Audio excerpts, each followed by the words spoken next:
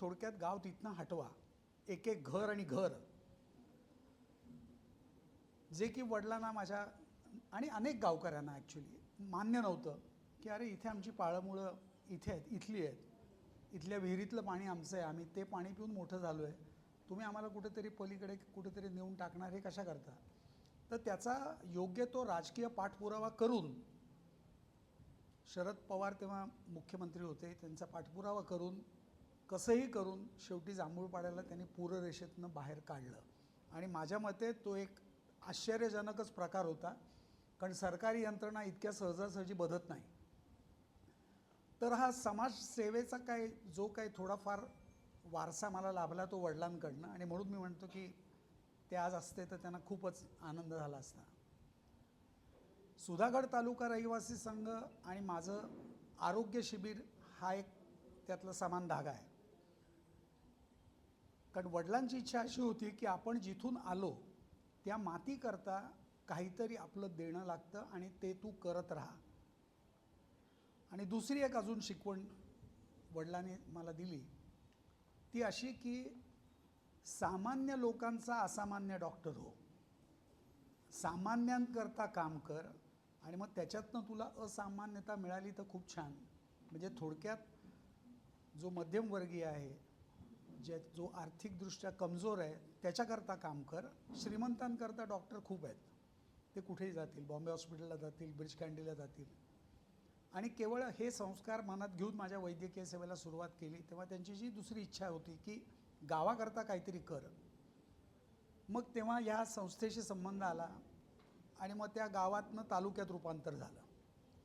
मग माझ्या एकट्या जांभूळपाडच्या गावात करताच का करायचं, आजूबाजूची खेडीपाडी का नाही, म्हणून मग सुधागड तालुका ह्या संस्थेबरोबर माझं असोसिएशन झालं. आणि ते मग मला असं आठवतं 91-92 सालापासून आज ताग्यात गेल्या वर्षापर्यंत दरवर्षी आपण सुधागड तालुक्यामध्ये हे आरोग्य शिबिर यशस्वीरित्या पार पाडतो आहे.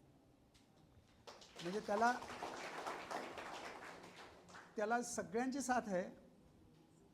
असं म्हणतात की ट्रॉफी घेणारा फक्त कॅप्टन दिसतो, पण मागचे प्लेयर कॉन्ट्रीब्यूट करतात तेव्हाच तुम्हाला चषक उंचावता येतो. तसं हे कौतुकाचे शब्द स्वीकारायला मी नक्कीच लायक आहे असं मला वाटतं. पण त्याच्यामागे खूप मोठी टीम आहे आणि त्याच्यामध्ये मी ज्या रोटरी क्लबचा सदस्य आहे, rotary club of Thane green city, तुम्ही जर इथे वरती सर्वात वरतीचं नाव बघितलं तर त्या रोटरी क्लबचाच हा हॉल आहे. आणि आपला कार्यक्रम आपल्या ह्या रोटरी क्लबच्या हॉलमध्येच संपन्न होतो आहे, ह्याचाही मला खूप अभिमान आहे.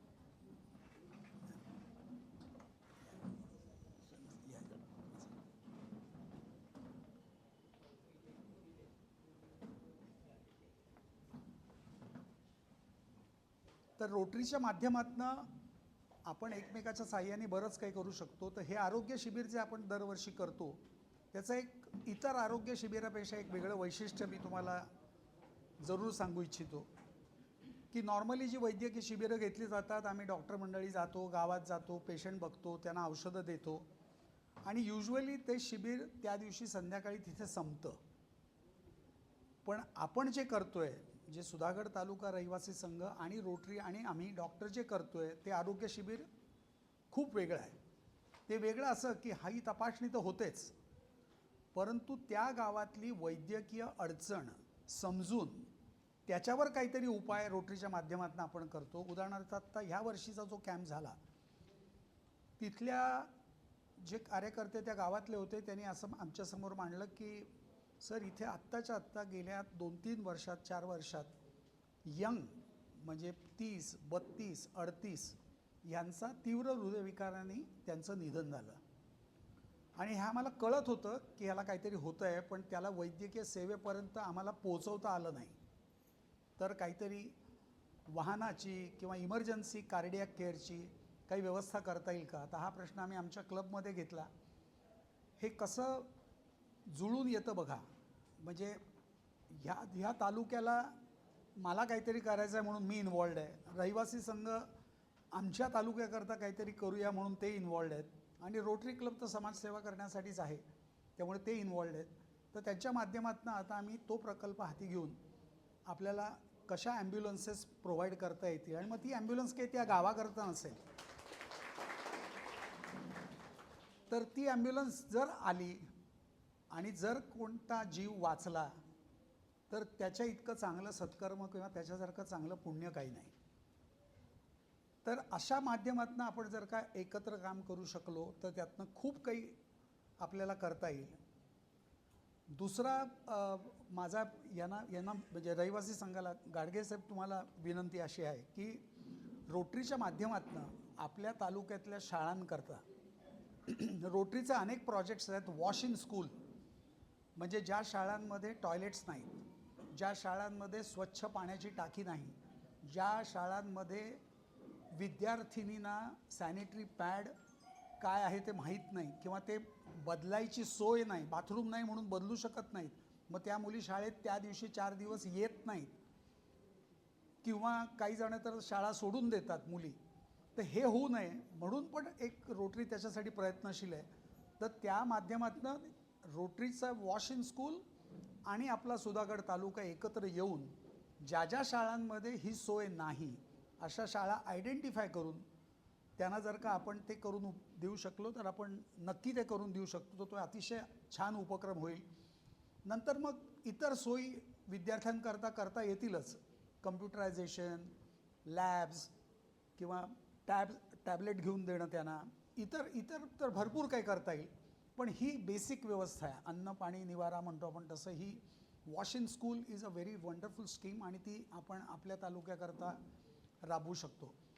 तर रोटरी आणि सुधागड तालुका रहिवासी संघ यांचं जे काय असोसिएशन आहे ते अजून जास्त स्ट्रॉंग जर आपण केलं, फक्त आरोग्य शिबिरापुरतं मर्यादित न ठेवता, तर मला असं वाटतं आपण बरंच काही करू शकतो. इथे उपस्थित जी काही सगळे मी तरुण मुलं मुली बघतोय, आता सध्या जेन झी शब्द खूपच फेमस झाला आहे. तर त्याबद्दल 2 शब्द मी बोलतो आणि ते जेन झी करताच आहेत.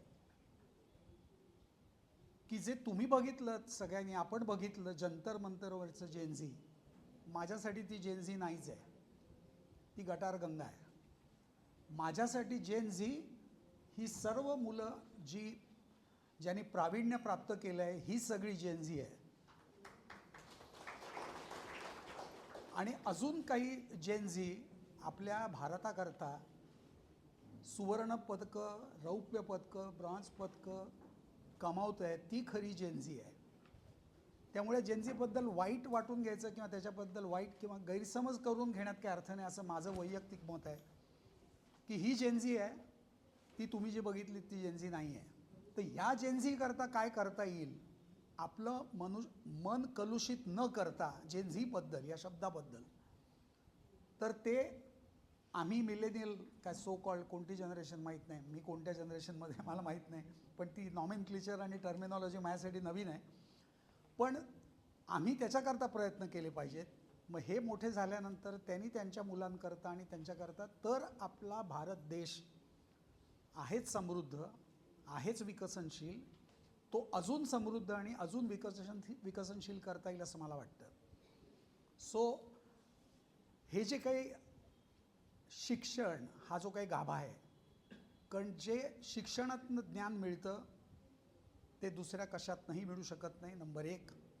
आणि नंबर 2, जे संस्कारातनं आपल्यावर संस्कार होतात, जे आईवडिलांकडनं संस्कार होतात, ते आपले ती आपली खरी पुंजी आहे. आपले आईवडील आपल्याला काय शिकवतात, जे समजा माझ्या वडिलांनी मला सांगितलं की तुझ्या गावाकरता काहीतरी कर, आता हे मला सांगितलं नसतं तर कदाचित मला ते स्ट्राईक पण झालं नसतं, कारण मी काय जांभूळपाड्यात जन्माला नाही आलो. पण जांभूळपाडा माझं गाव आहे, माझं घर आहे तिथे, तिथलं देवस्थान माझं आहे, तिथला देव माझा आहे, तिथलं पाणी माझं आहे, तिथले लोक माझे आहेत. ही भावना लहान असल्यापासून मनात रुजवली म्हणून मी काहीतरी करू शकलो असं मला वाटतं. त्यामुळे त्याचं क्रेडिट हे सगळं आईवडिलांनाच आहे, इतर वरिष्ठांना आहे. आणि सर्वात महत्त्वाचं, आता जी काही मी सुधागड तालुका रहिवासी संघाची जी काही प्रगती बघतोय ती अतिशय उत्तम आहे. माझं असोसिएशन देशमुख साहेब होते, तेव्हापासून आहे. त्याच्यानंतर लखीमळे आले, त्यांनी पण भरपूर आणि उत्कृष्ट कार्य केलं. कोणतंही स्वतःसाठी काही न करता केवळ ह्या संस्थेकरता काहीतरी करणारे असे तळमळीचे कार्यकर्ते लखीमळे होते. आज नाहीत आपल्यात ते, पण त्यांची आठवण जरूर काढली पाहिजे आणि ती माझ्या डोक्यात पक्की आहे. आणि आता जे मी बघतोय नवीन तरुण सहभाग, तो अतिशय सुखकारक आहे. कारण जो ग्राउंड लेवलला, मी आत्ताच आल्या म्हटलं की जो ग्राउंड लेवलला काम करतो तो कार्यकर्ता महत्त्वाचा, आणि तोच ॲक्च्युली संस्था जास्त मजबूत आणि जास्त चांगली बनवतो. एक कोणीतरी अध्यक्ष लागतो, एक सेक्रेटरी लागतो, एक खजिनदार लागतो, पण जे सगळे कार्यकर्ते आहेत त्या सगळ्यांमध्ये हीच तळमळ आणि हीच आग कायम राहावी अशी मी गणपतीच्या पाशी प्रार्थना करतो. आणि वरचेवर ही संस्था अजून मोठी आपल्याला सगळ्यांना कशी करता येईल याकरता आपण प्रयत्नशील राहूया. त्याच्यात माझा सहभाग आहेच, राहील आणि होता देखील. त्यामुळे मी माझ्या वतीने संस्थेलाही सांगू इच्छितो की तुमचे कोणतेही प्रकल्प असू देत, भले ते आरोग्य शिबिराशी कनेक्टेड नसतील किंवा आरोग्य या विषयाशी कनेक्टेड नसतील, पण माझा सहभाग हा 100% राहणारच आहे.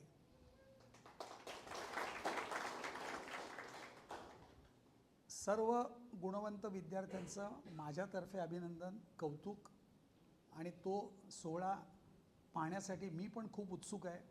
ही शाबासकीची थाप जेव्हा आपल्या घरातनं, आपल्या शेजाऱ्याकडनं, आपल्या गावातनं, आपल्या तालुक्यातनं जेव्हा आपल्याला मिळते, माझ्या मते तुमच्यासाठी ही अत्यंत प्रेरणादायी असा हा क्षण असेल. त्यातनं प्रेरणा घ्या, पुढच्या भविष्यातल्या शिक्षणामध्ये असंच प्रावीण्य मिळवा, भरपूर यशस्वी व्हा, आणि परत एकदा ग्रॅज्युएट झाल्यानंतर, पोस्ट ग्रॅज्युएट झाल्यानंतर सत्काराला पुन्हा इथेच या. त्याकरता ही संस्था आणि मी वैयक्तिकरित्या त्याची वाट बघतोय. धन्यवाद.